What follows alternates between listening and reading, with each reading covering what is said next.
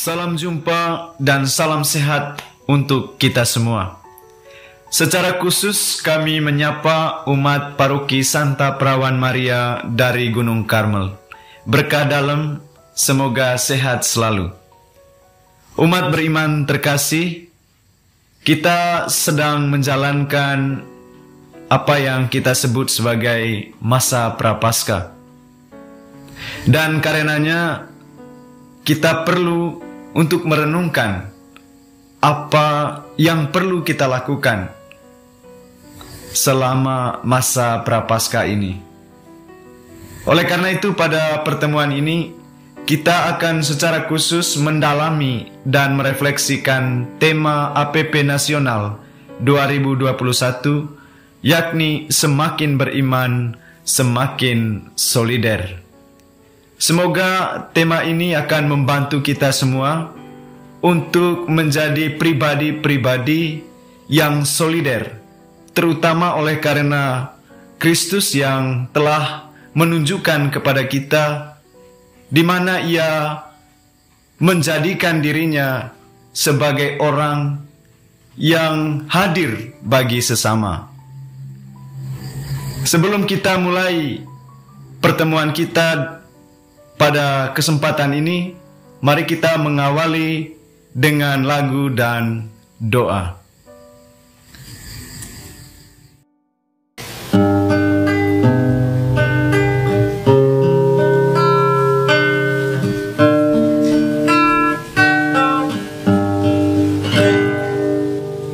Ampuni aku Tuhan dari segala dosaku, lepaskanlah semua ini, derita yang ku rasa. Kirimkan aku Tuhan, malaikat penghibur hati, agar tentram jiwaku ini untuk jalani hidupku. Jadikan aku Tuhan seperti yang Kau mau, bimbing setiap langkahku di jalan yang benar. Ajari aku Tuhan untuk mengasihi, jadikanlah diriku orang yang berguna.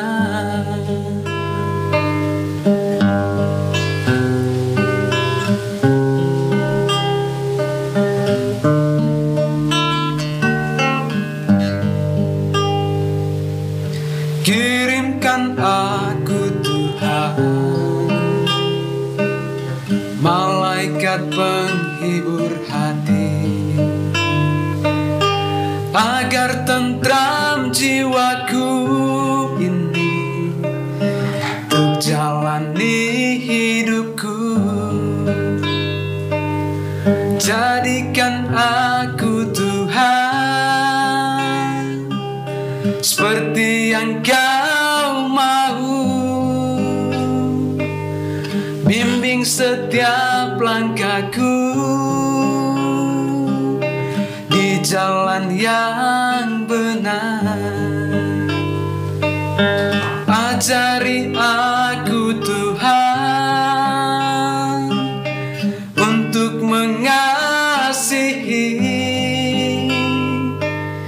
jadikanlah diriku ini orang yang berguna. Jadikanlah diriku ini orang yang berguna.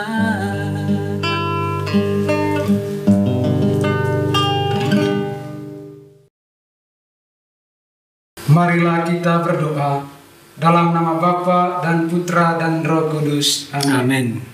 Allah Bapa yang Maha Pengasih dan Penyayang, kami bersyukur kepadamu untuk segala berkat dan rahmat yang boleh kami terima daripadamu selama sepanjang hidup kami.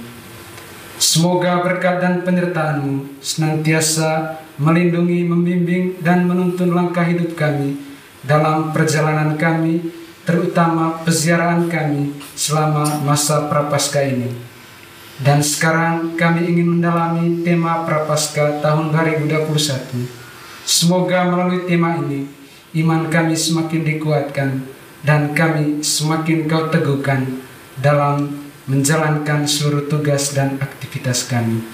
Sebab Engkaulah Tuhan kami, kini dan sepanjang masa. Amin. Dalam nama Bapa dan Putra dan Roh Kudus. Amin. Umat beriman yang terkasih, semoga lagu yang dibawakan oleh Frater Patrice dan gitarisnya Romo Franz mengantar kita untuk bisa masuk dalam permenungan kita pada pertemuan kali ini. Dan selanjutnya kami perlu memperkenalkan diri. Saya Frater Devri dan partner saya Frater Patrice, dan pemateri kita pada pertemuan kali ini Romo Franz SMM. Dan tema yang akan kita bicarakan berangkat dari tema APP Nasional tahun 2021. Romo Franz, kita tahu tema APP tahun 2021 semakin beriman, semakin solider. Bagaimana menurut Romo? Apakah tema ini relevan atau sesuai dengan konteks kehidupan kita pada zaman ini? Ya. Saudara-saudari umat beriman yang terkasih, semakin beriman, semakin solider. Itu sebuah tema yang selalu relevan untuk kita para pengikut Kristus di segala zaman. Karena kita memang dipanggil untuk menjadi pribadi-pribadi yang solider, sama seperti Kristus sendiri yang solider dengan kita. Apalagi di masa pandemi COVID-19 ini, tema semakin beriman, semakin solider terasa menjadi sangat relevan. Bahkan boleh dikatakan tema ini mendesak untuk kita dalami, untuk kita hayati bersama sebagai pengikut Yesus yang hidup di zaman ini. Mengapa relevan dan mendesak saat ini? Ya, karena selama kurang lebih 1 tahun masa pandemi ini yang menghantam dunia dan bangsa kita, timbul begitu banyak persoalan, keprihatinan-keprihatinan baru berkaitan dengan kehidupan masyarakat kecil, yaitu orang-orang miskin, orang-orang lemah secara ekonomi dan sosial. Umat beriman yang terkasih, saya kira penjelasan dari Romo Franz telah membuka pemahaman kita bahwa tema APP tahun 2021 ini sangat relevan dengan konteks kehidupan kita. Seperti yang dia katakan, relevan oleh karena situasi pandemi COVID-19 yang menimbulkan begitu banyak persoalan. Antara lain misalnya begitu banyak masyarakat yang terabaikan, masyarakat yang miskin, yang lemah secara ekonomi dan sosial. Terima kasih Romo untuk penjelasannya. Lalu pertanyaan saya kemudian adalah, memangnya kenyataan ekonomi seperti apa yang memungkinkan tema APP nasional ini relevan dengan konteks kehidupan kita saat ini? Ya, kita lihat saja situasi di negara kita Indonesia. Sama seperti di banyak negara-negara lain, pandemi COVID-19 berdampak langsung pada kehidupan ekonomi bangsa. Dan ini antara lain ditandai dengan naiknya angka pengangguran, yang sekaligus berarti meningkatnya angka kemiskinan masyarakat. Nah, kalau kita lihat data dari Badan Perencanaan Pembangunan Nasional, Bappenas misalnya, angka pengangguran tahun 2020 itu naik 4 juta sampai 5,5 juta. Ini angka kenaikan yang cukup besar ya. Dan kalau di tahun 2021 ini pandemi belum juga mereda, maka angka pengangguran diperkirakan akan semakin bertambah. Dan itu berarti jumlah orang-orang miskin pun semakin meningkat. Pengangguran tersebut antara lain disebabkan oleh kebijakan perusahaan-perusahaan yang melakukan pemutusan hubungan kerja terhadap para pegawai atau karyawannya di tengah kondisi pandemi ini. Selain itu, saya dengar beberapa perusahaan juga bahkan mengambil kebijakan seperti pemotongan gaji karyawan-karyawatinya. Dan itu tentu saja dengan sendirinya pasti menambah beban ekonomi para pekerja yang miskin. Umat beriman yang terkasih, Romo Frans telah memberikan gambaran kepada kita bagaimana kondisi ekonomi yang terjadi akhir-akhir ini di Indonesia oleh karena dampak COVID-19. Tentu saja kenyataan ini membuat kita merasa prihatin. Maka Romo, pertanyaan saya selanjutnya adalah, di tengah kenyataan seperti yang digambarkan oleh Romo, kira-kira bagaimana gereja melibatkan diri sebagai tanda bukti partisipasi dan keprihatinannya? Saudara-saudari terkasih, tentu situasi pandemi ini menantang kita orang-orang beriman. Sebagai anggota gereja, sebagai orang-orang Katolik, kita lihat sendiri bahwa pemerintah telah berjuang keras mengupayakan berbagai kebijakan untuk mengatasi masalah-masalah yang timbul selama masa pandemi ini, terutama masalah kesehatan yang berkaitan dengan pengangguran dan juga kemiskinan. Namun sebagai pengikut-pengikut Kristus yang hidup di zaman ini, yang turut mengalami dan menyaksikan sendiri berbagai persoalan ini, kita tidak bisa hanya duduk berdiam diri mengharapkan kebijakan dan tanggung jawab pemerintah.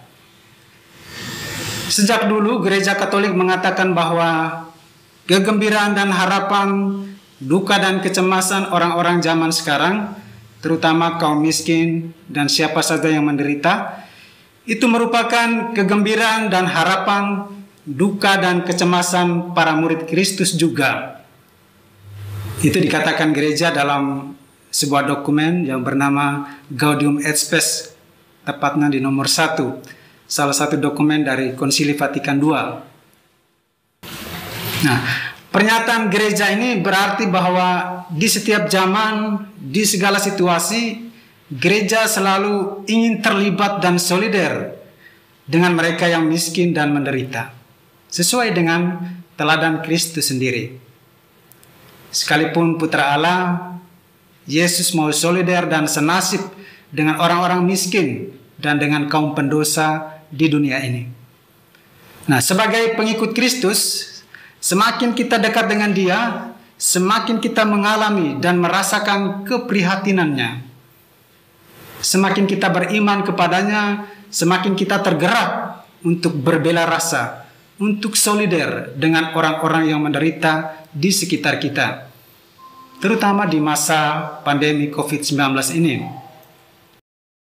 Memang kita harus mengakui kenyataan umum bahwa menjadi pribadi yang solider dan selalu berbagi itu sungguh-sungguh tidak mudah.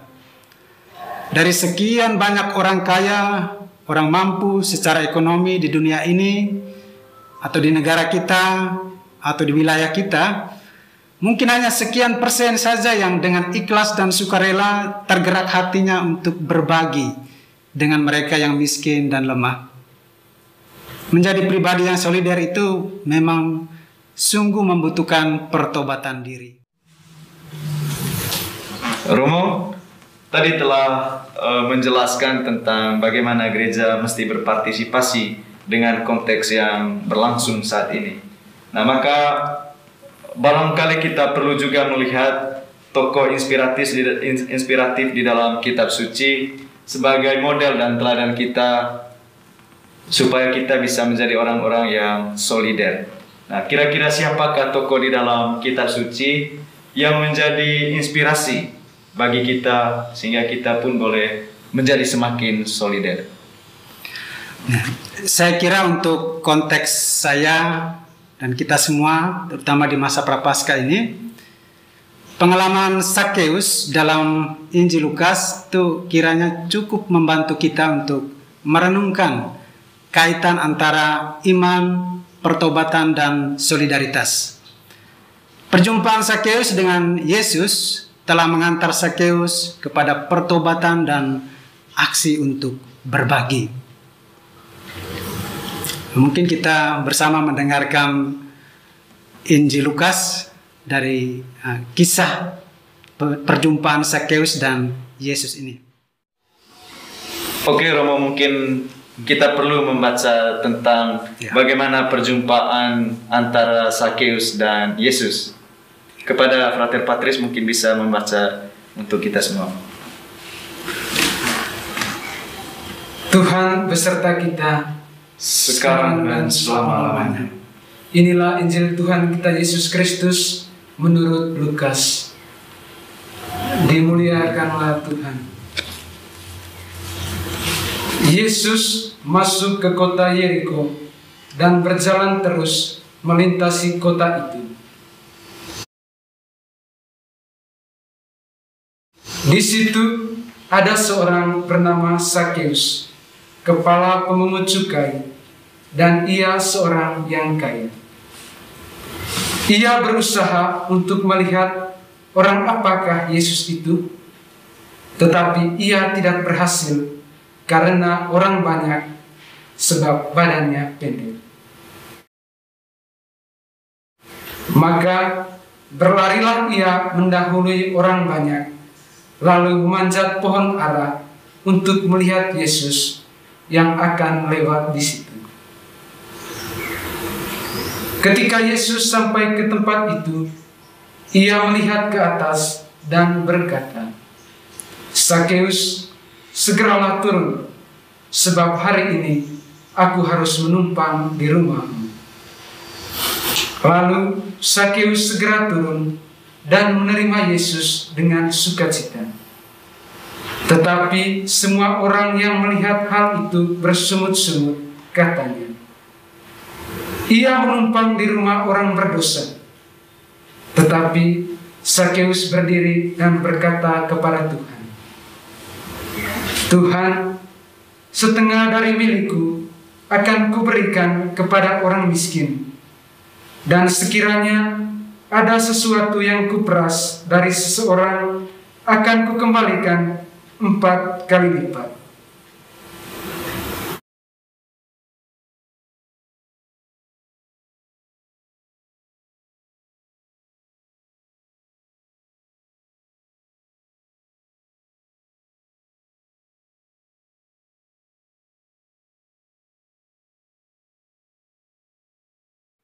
Kata Yesus kepadanya, "Hari ini telah terjadi keselamatan kepada rumah ini, karena orang ini pun anak Abraham. Sebab Anak Manusia datang untuk mencari dan menyelamatkan yang hilang." Demikianlah Injil Tuhan. Terpujilah Kristus.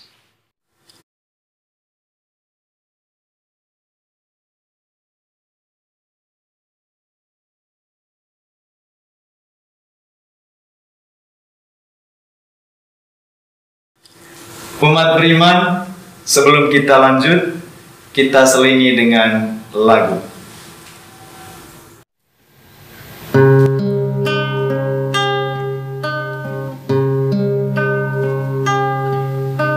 Sabda Tuhan, sabda hidup, suluh jalan menuju surga. Terangi jalan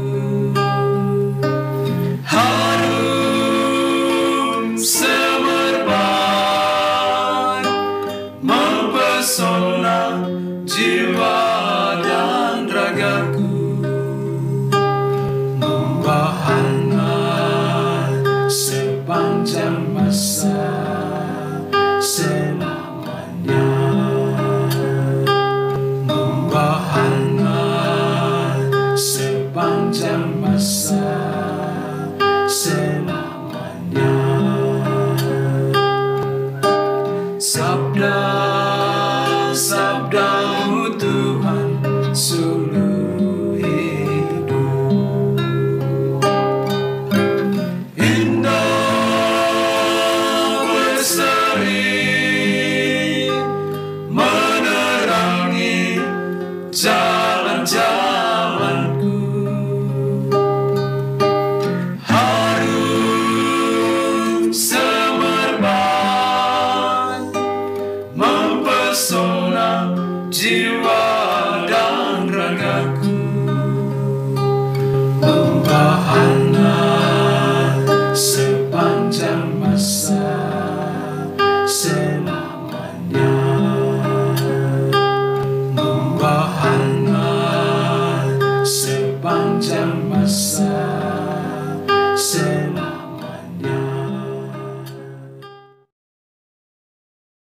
Romo, kita telah mendengarkan tadi bagaimana kisah perjumpaan antara Sakeus dan Yesus. Nah, maka pertanyaan saya, apa yang mau kita pelajari dari tokoh Sakeus ini dalam hubungan dengan tema yang kita bicarakan pada pertemuan kali ini? Ya. Perikop Injil Lukas ini mengisahkan perjumpaan Sakeus dengan Yesus. Yesus sedang dalam perjalanan dari Galilea menuju kota Yerusalem. Kota terakhir yang dilintasi Yesus itu adalah Yeriko. Ketika Yesus melewati kota Yeriko, kepala pemungut pajak yang bernama Sakeus penasaran. Dia ingin melihatnya. Sakeus memang bukan kelas pemungut pajak rendahan. Dia itu kepala pemungut pajak. Artinya dia telah membeli dari pihak penguasa Romawi hak untuk memungut pajak di Yeriko. Besaran jumlah pungutan pajak memang sudah ditentukan oleh penguasa Romawi. Namun dalam prakteknya, para pemungut pajak biasanya memungut lebih sesuka hati mereka, karena mereka sudah mendapatkan hak dan kuasa untuk itu. Hasil pungutan pajak itu mereka setorkan ke penguasa Romawi sesuai dengan jumlah yang telah disepakati bersama. Dan kelebihannya akan menjadi bagian Sakeus dan para pembantunya. Nah, disitulah ladang keuntungan mereka. Mereka berpeluang mengumpulkan kekayaan yang besar dari berbagai praktik pemerasan ini kepada masyarakat selama proses pemungutan pajak. Karena itu kita tidak heran bahwa para pemungut pajak sangat dibenci oleh masyarakat Yahudi pada waktu itu. Mereka dicap sebagai pemeras, antek-antek penjajah Romawi yang kafir, orang-orang berdosa yang sesat dan hilang. Dan Sakeus adalah salah satu di antaranya. Menarik bahwa dalam kisah Injil Lukas, Sakeus, kepala pemungut cukai yang dibenci masyarakat dan dipandang sebagai pendosa, dia justru punya hasrat besar untuk melihat Yesus yang melintasi kotanya. Nah, di tengah orang banyak, Sakeus yang berbadan pendek mempunyai cara yang unik untuk mengatasi halangan fisiknya ini. Dia berlari mendahului orang banyak, lalu memanjat pohon ara untuk melihat Yesus yang akan lewat di situ.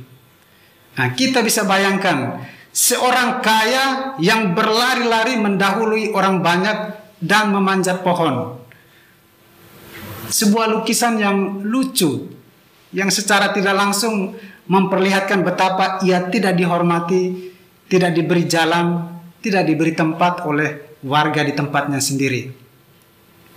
Nah, niat Sakeus waktu itu memang hanya ingin melihat Yesus yang akan lewat di situ. Akan tetapi ia justru mendapatkan kejutan. Yesus melihatnya di atas pohon ara dan menyuruhnya segera turun. Yesus akan bertamu di rumahnya. Benar-benar hal yang tidak pernah Sakeus bayangkan sebelumnya. Yesus mengatakan, "Hari ini aku harus menumpang di rumahmu." Dan hari itu benar-benar menjadi hari penyelamatan bagi Sakeus. Pada hari itu Yesus harus menumpang di rumah orang berdosa ini. Sebab itulah misi Yesus, yaitu mencari dan menyelamatkan yang hilang. Misi itu dilakukan bukan dengan menegur atau mencela Sakeus, tetapi dengan mengunjunginya sebagai sahabat, tinggal bersama dengan Sakeus di rumahnya. Kunjungan Yesus ini menyentuh nurani Sakeus. Dia sadar bahwa selama ini dia bersalah dalam pekerjaannya, tetapi dia juga sadar bahwa Tuhan Yesus sungguh-sungguh mengasihi dia, tidak menghakimi dia, tetapi berkenan menemuinya dan menyapanya secara pribadi. Memang orang banyak bersungut-sungut atas tindakan Yesus mengunjungi Sakeus ini. Bagi mereka, orang berdosa seperti Sakeus tidak pantas menerima keistimewaan seperti itu. Tetapi di hadapan Tuhan Yesus dan disaksikan orang banyak, Sakeus memperlihatkan pertobatan dirinya secara radikal. Pertobatan itu ia ungkapkan dalam komitmen pribadinya secara rinci. Sebagai orang kaya, Sakeus berkomitmen untuk membagikan setengah dari miliknya untuk orang-orang miskin. Dan sebagai kepala pemungut cukai, pemungut pajak, yang sadar bahwa dirinya sering memeras orang, Sakeus akan mengganti rugi pemerasan itu 4 kali lipat. Luar biasa, bukan? Ya, saya kira itu suatu tindakan yang sangat luar biasa. Dan saya kira ini menjadi teladan dan model bagi kita untuk menjadi orang-orang yang solider. Lalu pertanyaan lanjutan, Romo. Kira-kira bagaimana konkretnya semangat Sakeus ini dapat menjiwai kita pada masa Prapaskah ini? Ya, andai kata Sakeus hidup sekarang pada zaman kita ini, kita boleh mengatakan bahwa komitmen Sakeus untuk berbagi itu merupakan semacam aksi puasa pembangunan ala Sakeus. Aksi ini merupakan wujud nyata dari pertobatan dirinya.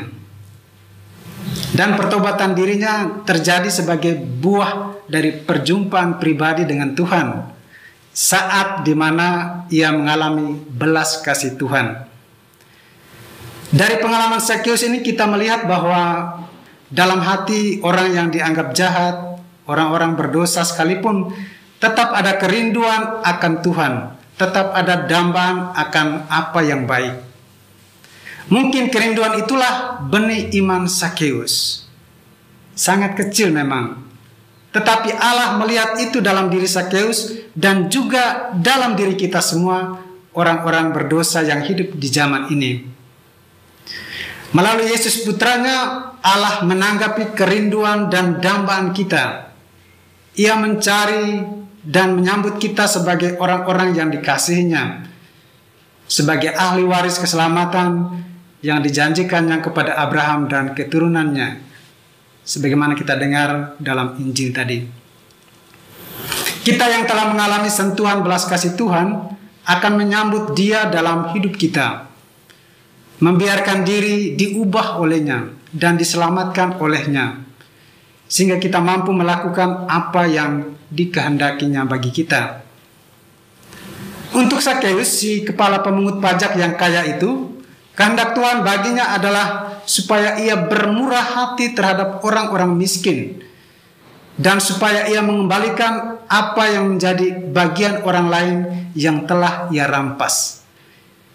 Aksinya itu adalah wujud pertobatan yang merupakan bagian dari imannya kepada Tuhan Yesus. Nah, kita para pengikut Kristus zaman ini pun tentu punya pengalaman perjumpaan pribadi dengan Tuhan yang menyentuh hati kita, yang mengubah hidup kita. Apalagi di masa Prapaskah ini, yang bagi kita merupakan masa retret agung. Diharapkan perjumpaan pribadi dengan Tuhan menjadi lebih intens lagi. Perjumpaan dengan Tuhan akan membawa kita kepada pembaharuan hidup dan aksi nyata untuk melaksanakan kehendak Tuhan yang sungguh relevan di masa pandemi COVID-19 ini. Di sekitar kita dan di banyak tempat saat ini, ada banyak orang yang menderita sakit karena terinfeksi virus corona. Baiklah kita bersikap solider dengan sungguh-sungguh mentaati protokol kesehatan dan tidak menambah penularan virus ini. Di sekitar kita juga ada banyak orang yang kehilangan pekerjaan dan penghasilan. Ada banyak orang yang kesusahan ekonomi. Ada banyak orang miskin yang merasakan dampak langsung dari pandemi COVID-19 ini. Baiklah kita solider dan bisa berbuat sesuatu untuk mereka. Mungkin mereka adalah tetangga kita, orang-orang lingkungan dan warga kita, orang-orang di pinggiran jalan, di gubuk-gubuk kecil yang kurang tersentuh. Sebagai sebuah pertobatan di masa prapaskah ini, dan sebagai ungkapan iman kita kepada Tuhan, marilah bersama Sakeus kita berbagi apa yang kita miliki untuk saudara-saudari kita yang membutuhkan. Marilah kita mengembalikan apa yang menjadi bagian hak orang-orang miskin yang dengan sadar atau tanpa sadar kita terima, yang dengan sengaja atau tanpa sengaja kita miliki. Sekali lagi, inilah buah pertobatan dan ungkapan iman kita. Iman dan sikap solider itu berbanding lurus. Semakin kuat iman kita, semakin besar kerelaan untuk berbagi apa yang kita miliki untuk orang lain yang membutuhkan. Kita bisa mewujudkan ini secara pribadi, atau bersama keluarga, atau bersama anggota lingkungan dan paroki kita. Iman tanpa perbuatan itu adalah mati. Begitu kata Rasul Yakobus. Umat beriman yang terkasih, kita telah mendalami bagaimana Sakeus yang adalah pemungut cukai dan boleh juga digolongkan sebagai orang yang berada, orang kaya, yang senantiasa punya hati untuk berbagi, untuk bersolider dengan sesama, teristimewa bagi mereka yang sangat membutuhkan. Pada intinya bahwa di tengah situasi pandemi seperti ini, begitu banyak orang yang sangat membutuhkan pertolongan kita, terutama berkaitan dengan kehidupan ekonomi. Maka di masa prapaskah ini kita diajak untuk menjadi orang-orang, menjadi perpanjangan tangan Tuhan, supaya mereka yang tertindas, mereka yang kekurangan, mereka yang lemah merasakan cinta kasih Allah. Dan itu semua tidak lain lewat tangan kita. Salam jumpa, berkat dalam. Berkat dalam. Umat beriman yang terkasih, mari kita mengakhiri permenungan dan pertemuan kita pada hari ini dengan doa dan lagu penutup. Marilah kita berdoa dalam nama Bapa dan Putra dan Roh Kudus. Amin. Allah Bapa kami mengucap syukur karena Engkau telah menyertai kami dalam pertemuan kami pada saat ini. Semoga apa yang telah kami bicarakan, apa yang telah kami renungkan, senantiasa berbuah dalam hidup kami. Dan semoga teladan Sakeus yang berkat perjumpaan dengan Tuhan di masa prapaskah ini, kami pun semakin dikuatkan, semakin diteguhkan untuk memberi apa yang kami miliki kepada sesama yang membutuhkan. Kami mohon berkat-Mu ya Tuhan melalui tangan Imam-Mu Romo Frans. Tuhan bersamamu Dan bersama roh-Mu. Semoga saudara-saudari sekalian dan seluruh niat baikmu selama masa taubat dan puasa ini dilindungi, dibimbing dan diberkati oleh Allah yang Maha Kuasa, Bapa dan Putra dan Roh Kudus. Amin.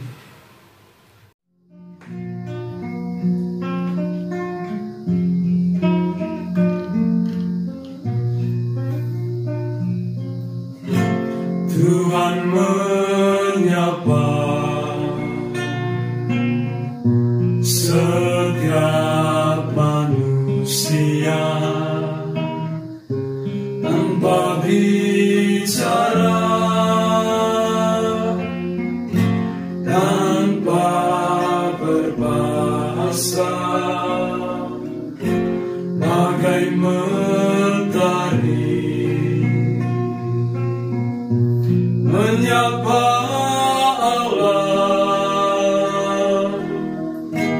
kasih ilahi